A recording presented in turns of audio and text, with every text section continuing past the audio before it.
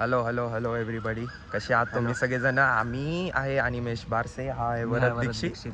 आणि आज आम्ही व्लॉग, आमचा हा पहिला व्लॉग आहे. आमच्या व्लॉगचं चॅनल आहे व्हायब्रंट व्लॉग शॅक. आणि ह्या व्लॉग्समध्ये आम्ही आमचं लाईफस्टाईल किंवा डेली रुटीन्स वगैरे जे आपण म्हणतो, कार केअर म्हणा, किंवा जे काही आपण जे काही करतो हर आपल्या डेली रुटीनमध्ये, जे काय आम्ही मस्ती करतो आम्ही मित्र लोक, ते सगळं चालणार आहे ह्या पूर्ण व्लॉग्समध्ये.